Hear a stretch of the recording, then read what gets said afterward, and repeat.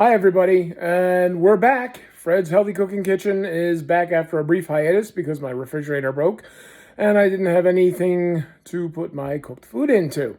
So we are going to make something called shawarma. This is very similar to a gyro, spelled Gyro. It takes a long time to figure out how to pronounce it. We call it gyro for a long time, so it's gyro. And we're going to use chicken instead of cooking, as my friend called it, lamb spam on a doner. A doner is a type of vertical cooking mechanism.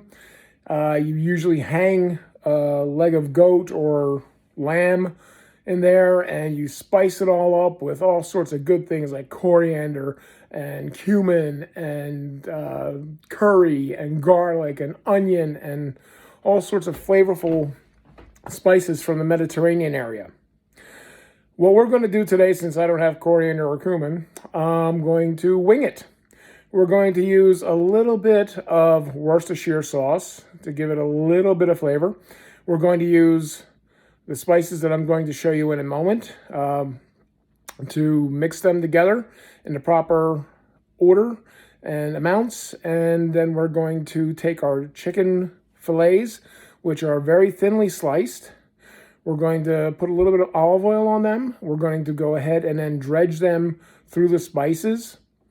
And then we're going to grill them instead of fry or bake them. You can bake them, but it might come out dry. But if you grill them, you got a good chance of keeping a nice, moist chicken fillet. We're going to be using a whole grain pita bread, which in shawarma, you cut it in half and split it open. If you're going to use it to make a gyro, you just leave it in one piece. And we're going to have some lettuce and tomato and onion with it. And then we're going to make our own tzatziki sauce using no-fat yogurt, Greek yogurt, a little bit of Splenda, and some dill weed and garlic.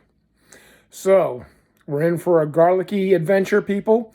Keep your mints handy and keep some low-fat or zero-fat ice cream and no sugar ice cream ready, because here we go. Okay, folks, as advertised, we have garlic powder, we have onion powder, we have chili powder, we have curry powder. We're just missing the coriander and the cumin, but we're going to use the Worcestershire sauce in substitute for that. That'll give it a little bit of a tang to it, and we're going to use a little bit of lemon juice. Okay, we're going to go with 2 teaspoons. I have a teaspoon here from the drawer. I don't have a measuring teaspoon, but if you have a measuring spoon, that's great. Mine have seemed to have disappeared. So we're going to use half of one of those spoons of garlic, onion, chili powder, and 1 of curry. We have fresh, thin sliced chicken breasts. Okay, folks, so we're going to start warming up our cast iron skillet with the grill in it. And we're going to mix our stuff together and get it ready. That way the pan is nice and hot and we can start grilling right away instead of waiting for it to come up to temperature. Always remember to treat your pans with Pam or a little bit of rub down from olive oil to make them non-stick. Pam, and we're going to spray this pan with it. And we're going to go ahead and this is what our spice mix looks like before you mix it up. It's got the pepper and chili, and it's got all the other good things in there. The curry powder and the chili powder, garlic and onion and pepper. So, okay, we've got that mixed up pretty good.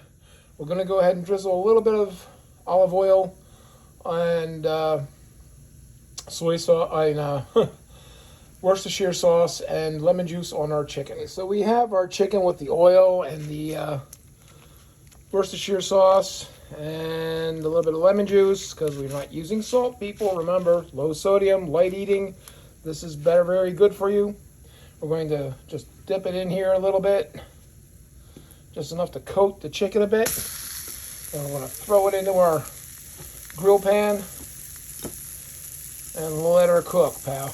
Yeah, it's a good way to do things. Grilling, better than deep frying. You're just going to mash it around in there and get all those wonderful spices together. and then stick it in your grill pan.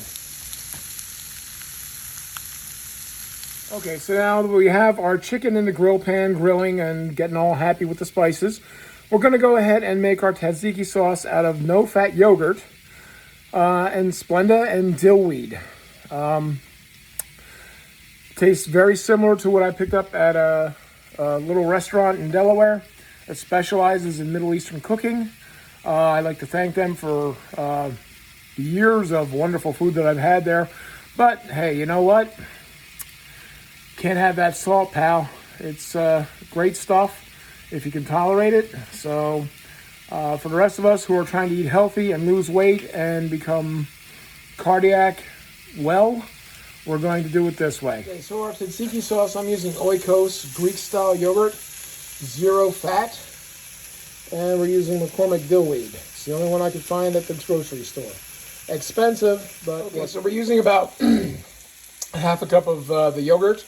We're using probably about a teaspoon and a half of garlic, two teaspoons of Splenda, and 1/8 of a teaspoon of the dill wheat. Okay, so you can see we have our stuff mixed together. There's dill in there, and you can see. And we're just going to let it sit for a little bit, let the tastes merge, and see if our facsimile thereof will pass test. You're going to want your skillet, the grill pan, to be about 3/4 of your, a little bit better than half of the dial that you have on your stove. That way you don't cook the chicken too quickly, because when it's done, we have to let it cool down a little bit. Then we're going to slice it real thin and put it in our pita sandwich.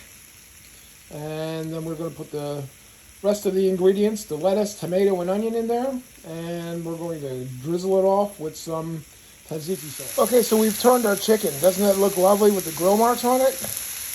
And it smells really good. It smells like a shish kebab barbecue of some sort.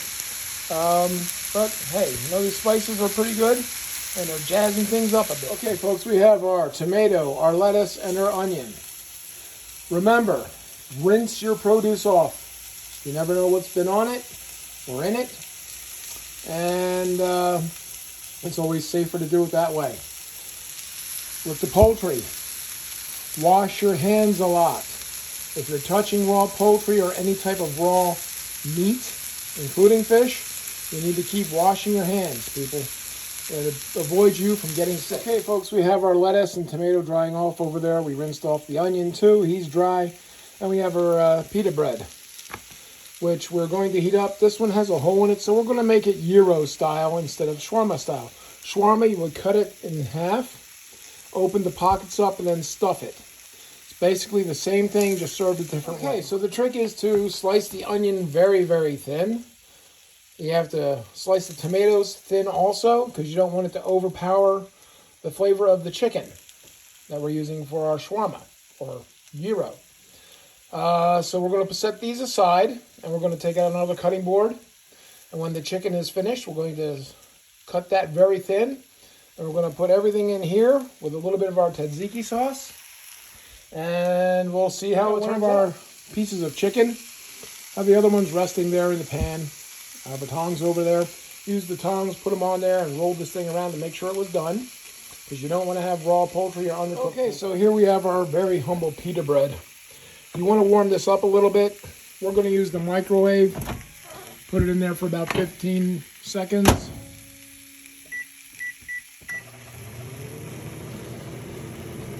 And we're going to go ahead and let her rip so it's nice and supple, and we can get this thing made properly. Okay, our pita is nice and floppy. We're going to go ahead and start with the assembly. We're going to put a little bit of lettuce on as our base. Then we're going to put some chicken on, which we have cut into small pieces. Followed by a little bit of tomato.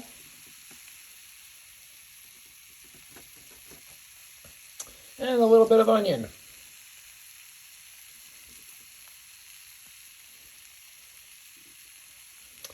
Then we're going to use our wonderful tzatziki sauce. Take a nice big spoon of it, spread it on there like this. And it should be good to go. Well, there you have it, people. A gyro made the healthy way with chicken, no-fat yogurt as the basis for our tzatziki sauce instead of sour cream, with lettuce, tomato, and onion. Enjoy. I'll tell you what it tastes like in a moment. So I went ahead and tasted it. It's pretty good. It's not an unreasonable facsimile of a regular gyro. If you have other ways of wanting to spice it up, you can do that. Remember, this ain't your mama's kitchen. Do what you want. Play with your food, people. And always remember, life's a journey, not a destination. God bless you all. I'd like to give a little shout out to Willowdale Chapel for having in-person services again today. The Heaven Sent Food Pantry over in Oxford from the Oxford Church of God. And to my coach, Jose, my health coach. And to my buddy Gabe, who I met at the gym. And we have a little competition with the arm bicycles to see how fast we can go. He said if I can prove to him that I can make a gyro that was healthy for you, that he would go ahead and try it. So, okay, Gabe, here we are. We've got it. Enjoy, buddy. God bless everybody. All right, folks. Little update. I dropped 2 pounds this week. Not a stellar performance, but I'm working on it. I gained 5 pounds over the holidays, sometimes 7. But it's been fluctuating. I've gotten down to 381 again from 385, which is pretty good for 2 weeks. They usually want you to lose 1 to 2 pounds a week to keep healthy. With this gyro, it's a healthy alternative to the ones you can get out at the store or you can get at the restaurant. You know what's in it, so it's your own design, folks. It's as healthy as you want it to be. Serve it with green beans on the side or some spinach. And you can also jazz up the spinach a little bit, put a little curry in it, or as my mom used to make it, put a little bit of vinegar, and she put a little breadcrumbs in there too, and served it with a boiled egg. That's the way they do it over in Holland. So anyway, there's a million and one things that can go with this. Rice pilaf, if you're not diabetic and you're allowed to have rice and salt and stuff. Let's just say that it's anything you want it to be, folks. Play with your food and stay healthy.